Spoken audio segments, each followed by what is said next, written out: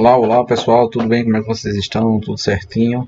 Então vamos dar continuidade, né, à nossa atividade, ao nosso trabalho e vamos desenvolver agora, pessoal, a continuar no slide agora 64. Deixa eu só confirmar aqui, isso mesmo, no slide 64 do nosso material. Deixa eu fazer a transição aqui, um minutinho só. E outra coisa, vou ter que fazer um ajuste aqui. Vou ter que fazer um ajuste. Tá meio desajustado, um minutinho só. O que a gente faz na... No instante a gente faz aqui. No instante a gente faz. É bom que a gente faz não ao vivo, né? Mas assim, ó, os acontecimentos. Ok. O vídeo, deixa eu botar o vídeo para o outro lado. Pronto. Agora sim dá para melhorar. Então, a gente está falando um pouco de ética pessoal e cívica, né? A ética cívica. Então, como entender o paradoxo brasileiro, né? Como entender a sensação íntima e superioridade de cada um de nós, separadamente, diante de um coletivo. É o fato que todos nós juntos estamos tão aquém do somatório dos nossos autoimagens, da autoavaliação individual. A resposta reside no fato de que o desejo de pensar bem de si próprio é uma das poderosas forças da psicologia humana. Admitir a infelicidade e o fracasso provoca um sentimento de morte interior e mais fácil procurar culpados nos outros do que a si mesmo, né? A gente vê isso muito. Opa, passei muito rápido. Temos aqui. Será que a corrupção é um fenômeno presente apenas nos grandes escândalos que aparecem na mídia, envolvendo políticos e empresários, ou sejam, apenas restritas ao poder das elites ou a todos nós, né? Todos nós como comunidade, com atos, né, realmente de corrupção. Quando eu falo assim, algumas pessoas que vendem seu voto, principalmente agora nesse período de eleição, né, você tem que ter uma responsabilidade muito grande, né? Porque a venda de um voto de R$200, você colocar uma bandeira com qualquer valor de dinheiro na sua casa, para você criar uma situação através de uma venda de voto, pessoal, isso pode realmente ocasionar várias situações, né? Principalmente nesse período de eleição, né? Então temos aqui algumas ações e condutas comportamentais ilegais ou antiéticas presentes no nosso dia a dia.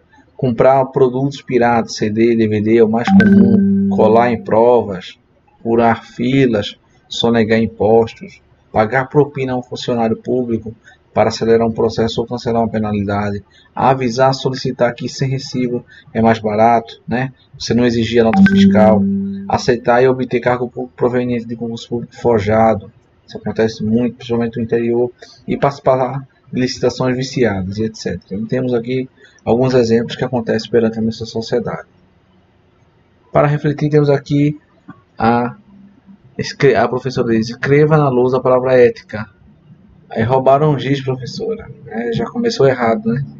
É complicado. Não precisa nem realmente escrever, mas aí a descrição da própria charge, né, realmente demonstra muito bem uma situação. Temos aqui a ética do lado do prédio dos deputados e senadores em Brasília, né? A ética sendo enterrada do lado, e lá dentro não entra, lá dentro não existe. Temos aqui outra charge que quem está batendo na porta é um tal de ética, querendo participar do conselho. Todo mundo da reunião participa, mas a ética, né, a coerência, não participa. É muito comum. Temos aqui outra charge, né? Meu filho cresceu e tornou-se um homem probo e honesto. Colega parlamentar, é por isso que não canso de perguntar para mim mesmo: onde foi que errei na criação desse menino, né? A gente vê dois representantes políticos, né, dizendo que o filho, ele é honesto e é probo. E ele diz que ele errou, né? Porque um político ele tem uma referência negativa. Temos aqui o pai, né? Binóquio Noisa crescendo e Binóquio não crescendo, né? Bastante engraçado. E agora as eleições, né? Eleições. Sinto muito, sem convite não perdemos a entrada. A ética não vota nas eleições, né? A gente vê muito isso. Temos aqui o Brasil vomitando a corrupção que está dentro dele. Para tirar isso vai demorar muito. Então, vamos fazer agora uma revisão de alguns valores, né? Questão de filosofia moral, que estabelece uma reflexão acerca de valores do certo, errado, do justo, do injusto, do moral e imoral, né? É a diferença entre valor, realmente propriamente dito, e o sentimento que isso carrega, que isso traz, né? Quem define o valor moral dos nossos atos? Aí tem o natural, né? A natureza mesmo, nosso ser, nosso senso comum, nossa comunidade, ambiente, igrejas, né, e comunidades religiosas de qualquer ação que visa realmente criar valores morais, e também a família, né? A família é muito isso. E tudo isso junto, um interfere o outro, ou puxa para o certo, também puxa para o errado.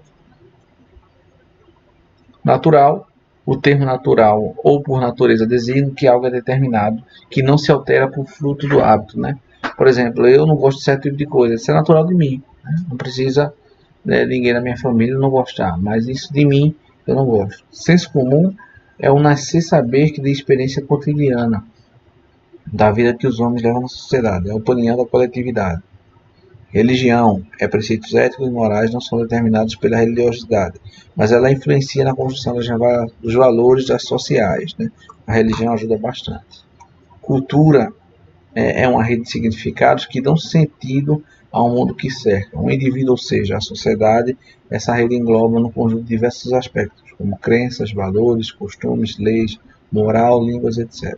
Nesse sentido, podemos chegar à conclusão de que é impossível que um indivíduo não tenha cultura, afinal ninguém nasce e permanece fora do contexto social, seja ele qual for.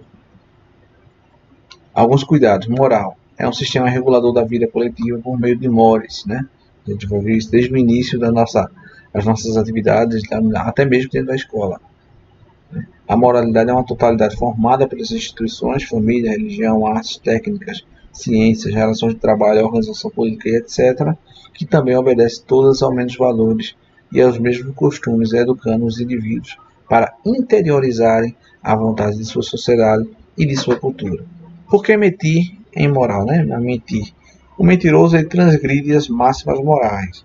Ao mentir não respeita em sua pessoa e não a do outro, a humanidade, a consciência também. Racionalidade e liberdade praticam uma violência escondendo do outro ser humano uma informação verdadeira e por meio do engano usa a boa fé do outro, né?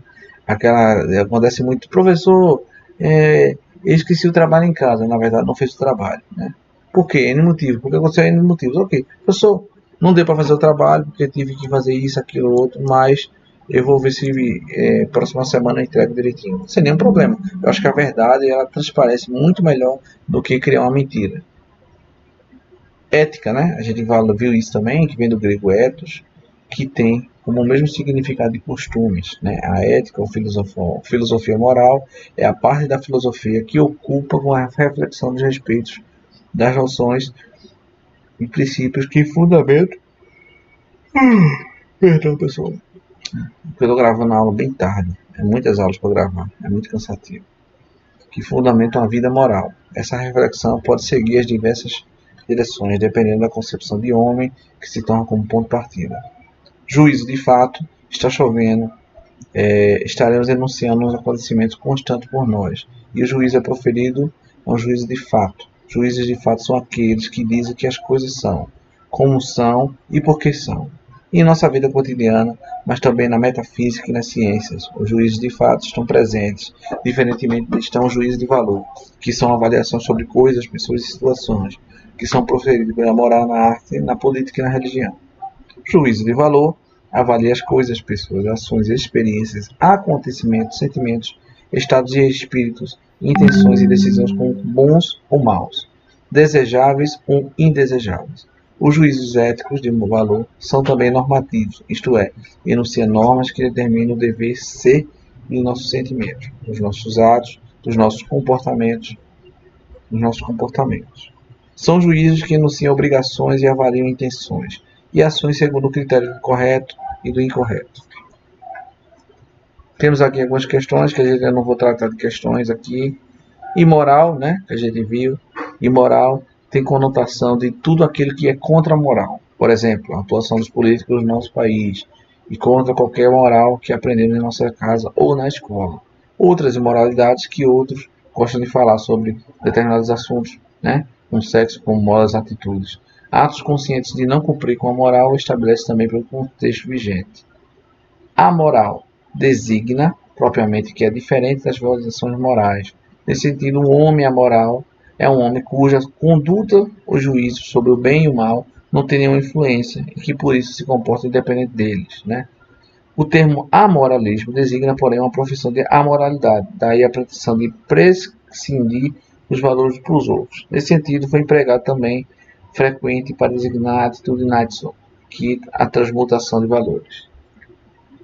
Legalidade, temos aqui a licencialidade da nossa Constituição Federal de 88, né, que ela é a lei principal. Né? Esse livrinho aqui, que a gente vê segurando pelo senhor, ele mostra, né, a Constituição Federal, que é a base, né, da nossa legislação, das nossas ações políticas, jurídicas e sociais. Tem a lei, provavelmente dita, a lei objetiva, tem que visa a ordem social, e a coercitiva, que usa a força. Né? Ela é a lei que pune, que cobra, que detalha, que designa. Moralidade é a licenciada nos valores, na lei subjetiva, né? Visa também o comportamento social, não é coercitiva e é um ato de escolha da pessoa ser moral ou não. É muito pessoal, é um ato muito pessoal.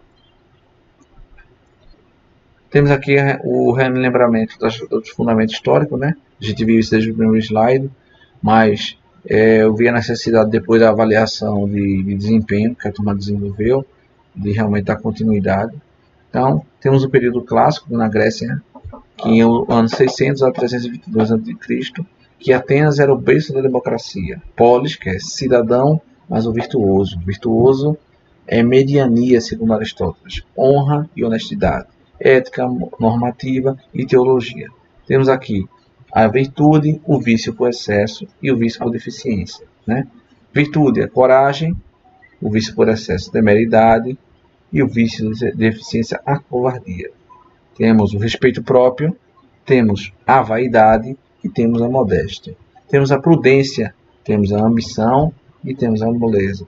Temos a amizade, temos a condescendência e temos o enfado.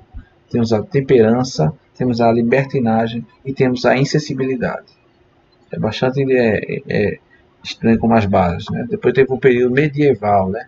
Como um homem naturalmente pecador e imoral. Né? A confissão, pagamento de indulgências, né? Que poderia ser coisas, atos e até mesmo dinheiro, e a conduta ascética, que é a mortificação do corpo. Né?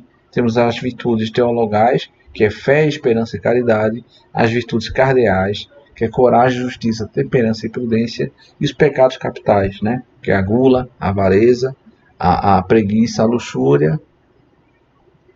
Isso é gula, avareza, preguiça, luxúria, tem outros. A inveja e orgulho, acho que são apenas 5, eu não me recordo não. A cólera e orgulho, mas eu tenho são 5, não me recordo direito não.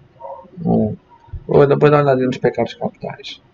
Teocentrismo, que é a ética teológica, né, que é o Deus supremo, o Deus do bem, e o mal, que afasta-se através da teoria dos anjos caídos e a teoria do pecado original, que é a teoria cristã.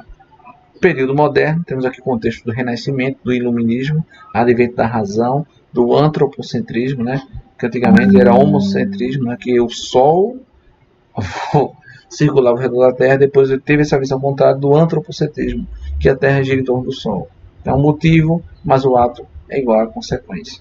Temos aqui a deontológica de Kant, né, que é um pensador muito estudado na questão da ética, e ele é muito representado. Temos o consequencialismo, né, que é a questão do utilitarista, um pragmatismo, um hedonismo. Deixa eu ver como é que está a questão do slide. Só um minutinho só. Começou no... Deixa eu só ver aqui. Começou no 64, já estamos no 85. Ok, vamos continuar. Um pragmatismo é uma doutrina segundo a qual as ideias são instrumentos de ação que só valem se produzem efeitos práticos, né? Se forem realmente funcionais. Temos o utilitarismo, que é uma corrente filosófica surgida no século XVIII na Inglaterra, que afirma a utilidade como valor máximo da qual a elaboração de uma ética deve ser fundamentada. Né? O utilitarismo ele se baseia na compreensão empírica de que todos os homens regulam suas ações através do acordo com o prazer e a dor, perpetuam tentando alcançar primeiro o prazer para depois escapar da segunda, que é a dor. Temos o hedonismo, é a tendência de buscar o prazer imediato individual como única e possível forma de moral, evitando tudo que possa ser desagradável. O contrário do hedonismo está a anedonia, que é a perda de capacidade de sentir prazer próprio dos estados gravemente depressivos. Por exemplo, quando uma pessoa realmente não tem prazer na vida, não tem vontade de estudar, não tem, você tem que realmente buscar isso, você tem que realmente criar isso, situações para fazer o que você gosta, para você realmente fazer o que você realmente precisa, né? E o hedonismo vem do grego hedon, que significa prazer, e doutrina, que considera que o prazer individual imediato é possível e único princípio do fim da vida moral. Então você tem que fazer, por exemplo, eu adoro trabalhar, meu prazer é trabalhar, eu adoro trabalhar, eu adoro jogar bola, eu adoro estudar. Então cada pessoa tem uma vontade. Temos o UMI, né? Que é o definindo moralidade como aquelas qualidades que são aprovadas e quem quer que elas aconteçam está por virtualmente todo mundo. O UMI se dispõe a descobrir o fundo ou a base mais ampla das aprovações. Essa base ele a encontra, como ele encontra as bases crenças nos sentimentos e não nos conhecimentos. As decisões morais são baseadas em sentimento moral. Sua ênfase é em altruísmo, né? Você se colocar no lugar do outro, é bastante interessante. Os sentimentos morais que ele reivindica encontrar no homem, ele os traça na maior parte. Há um sentimento ou uma simpatia por alguém. É da natureza humana ele sustentar, rir com o riso e entristecer com os entristecidos. Né? Um pensamento totalmente altruísta. E procurar o bem no outro, tanto quanto o seu próprio. Não existe um bem supremo a qual se deva se realmente comportar, se compor no comportamento humano. E nem ideias morais inatas. A moralidade é um conjunto de qualidades aprovadas pela generalidade das pessoas. Essas qualidades seriam aprovadas conforme sua utilidade ou prazer que proporciona utilitarismo. A justiça deve ser todo o seu mérito à utilidade pública. Temos aqui Immanuel Kant, que foi um teórico alemão da teoria fundamental da importância, do século XVIII. Ele disse o seguinte: se somos racionais e livres, por que valores, fins e leis morais não são espontâneos em nós, mas precisam assumir a forma do dever, tem que ser realmente devido. Kant, né? Porque não somos seres morais apenas, também somos seres naturais, submetidos a casualidades necessárias da natureza. Nosso corpo e nossa psique, né, são feitos de apetites, impulsos, desejos e paixões. Nossos sentimentos, nossas emoções e nossos comportamentos são parte da natureza em nós, exercendo domínio sobre nós, submetendo-se à casualidade natural inexorável. Conceitos fundamentais. Deve-se, né, a dever, né, segundo Kant, não se apresentar através de um conjunto de conteúdos fixos, que deveriam ser a essência de cada virtude e que diriam os atos de que deveriam ser praticados. É evitar em cada circunstância de nossa vida. O dever não é um catálogo de virtudes, nem uma lista que faça isto, e não uma lista de faça aquilo. O dever é uma forma que deve valer para toda e qualquer ação moral. Por isso, o dever é um imperativo categórico, ordena incondicionalmente, não é uma motivação psicológica, mas é uma lei moral interior. O imperativo categórico ele age com conformidade apenas com a máxima que possas querer, que se torne realmente uma lei universal. Temos aqui a ética deontológica. Age como se a máxima de tua ação devesse servir de lei universal para todos os seres racionais. A máxima afirma a universalidade da conduta ética. Isto é, aquilo que todo e qualquer ser humano racional deve fazer como se fosse uma lei inquestionável, válida para todos e em todo tempo e lugar. A ação por dever é uma lei moral para o agente. Deixa eu ver aqui. Vou finalizar a aula agora, né? Já acho que já falei bastante conteúdo. Eu queria que vocês lessem, né, o slide. Né? Eu vou ver qual parte finalizou. Finalizou no 90, né? Começamos no 64 e fomos no 90. Já demos avançamos bastante em relação a esse conteúdo. Então, eu quero que vocês, na sua residência aí, façam a revisão através desse slide e acompanhem tudinho para a gente realmente acompanhar, porque vai ter algumas atividades e espero realmente a gente finalizado. Já estamos aqui bastante adiantado no nosso conteúdo e acredito que até o final de novembro a gente consiga finalizar todo o nosso módulo de ética profissional e legislação aplicada. Desde já agradeço a participação de todos. Então vamos acompanhar tudo isso nesse período de pandemia. Muito obrigado. Olá, olá pessoal, voltei aqui rapidinho para relembrar vocês de colocar o comentário aqui embaixo, o nome de vocês e a turma para poder validar a sua presença. Só vai ser validada a presença se você colocar o seu nome e sua turma durante o horário de aula. Fora do horário de aula, pessoal, não precisa mais, porque a validação do CIEP já foi encerrada. Então não esqueçam, durante o período de aula, você colocar o seu nome e a sua turma aqui embaixo. Muito obrigado, é somente isso e muito obrigado.